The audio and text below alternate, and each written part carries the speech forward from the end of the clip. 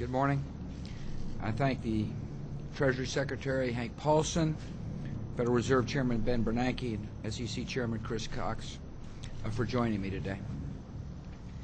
This is a pivotal moment for America's economy.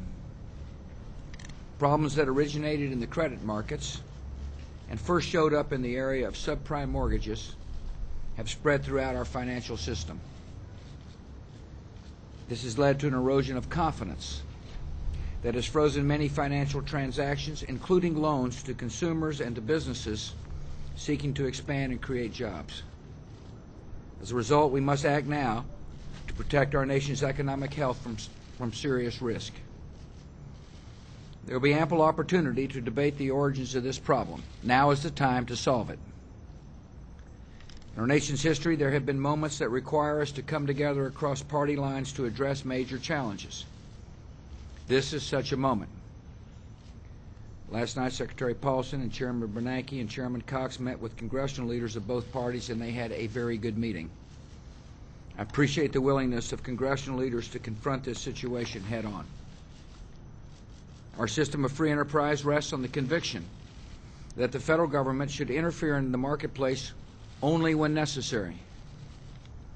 Given the precarious state of today's financial markets and their vital importance to the daily lives of the American people, government intervention is not only warranted, it is essential.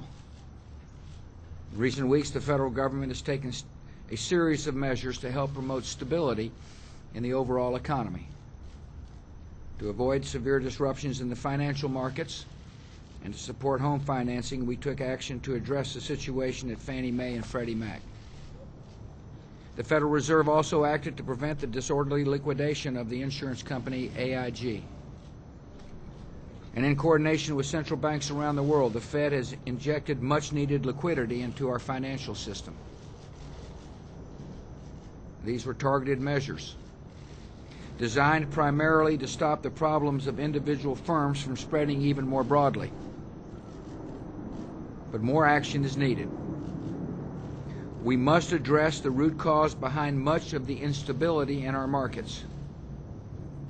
Mortgage assets that have lost value during the housing decline and are now restricting the flow of credit.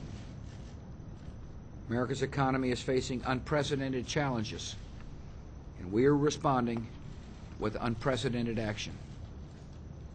Secretary Paulson, Chairman Bernanke, and Chairman Cox have briefed leaders on Capitol Hill on the urgent need for Congress to pass legislation approving the federal government's purchase of illiquid assets, such as troubled mortgages, from banks and other financial institutions. This is a decisive step that will address underlying problems in our financial system. It will help take pressure off the balance sheets of banks and other financial institutions. It will allow them to resume lending and get our financial system moving again. Additionally, the federal government is taking several other steps to address the trouble of our financial markets. The Department of Treasury is acting to restore confidence in a key element of America's financial system: money market mutual funds.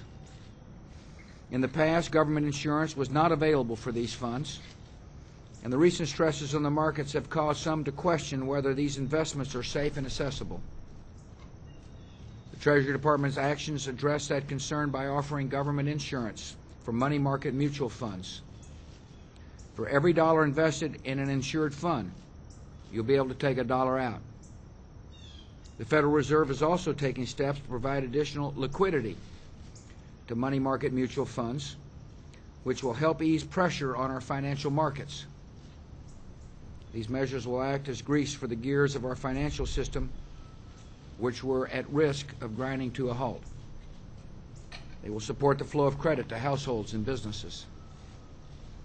The Securities and Exchange Commission has issued new rules temporarily suspending the practice of short selling on the stocks of financial institutions. This is intended to prevent investors from intentionally driving down particular stocks for their own personal gain. The SEC is also requiring certain investors to disclose their short selling and has launched rigorous enforcement actions to detect fraud and manipulation in the market. Anyone engaging in illegal financial transactions will be caught and persecuted. Finally, when we get past the immediate challenges, my administration looks forward to working with Congress on measures to bring greater long-term transparency and reliability to the financial system, including those in the regulatory blueprint submitted by Secretary Paulson earlier this year. Many of the regulations governing the functioning of America's markets were written in a different era. It is vital that we update them to meet the realities of today's global financial system. The actions I've just outlined reflect the considered judgment of Secretary Paulson, Chairman Bernanke, and Chairman Cox. We believe that this decisive government action is needed to preserve America's financial system and sustain America's overall economy. These measures will require us to put a significant amount of taxpayer dollars on the line. This action does entail risk, but we expect that this money will eventually be paid back. The vast majority of assets the government is planning to purchase have good value over time because the vast majority of homeowners continue to pay their mortgages. The risk of not acting would be far higher. Further stress on our financial markets would cause massive job losses, devastate retirement accounts, and further erode housing values, as well as dry up loans for new homes and cars and college tuitions. These are risks that America cannot afford to take. In this difficult time, I know many Americans are wondering about the security of their finances. Every American should know that the federal government continues to enforce laws and regulations protecting your money.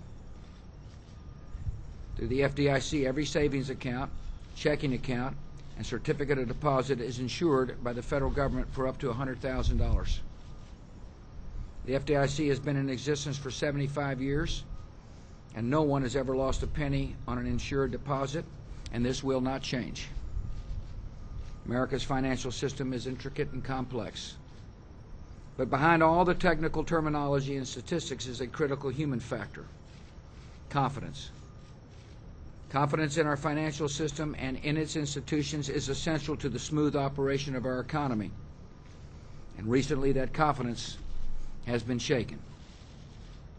Investors should know that the United States government is taking action to restore confidence in America's financial markets so they can thrive again. In the long run, Americans have good reason to be confident in our economic strength. America has the most talented, productive, and entrepreneurial workers in the world. This country is the best place in the world to invest and do business. Consumers around the world continue to seek out American products, as evidenced by record high exports. We have a flexible and resilient system that absorbs challenges and makes corrections and bounces back.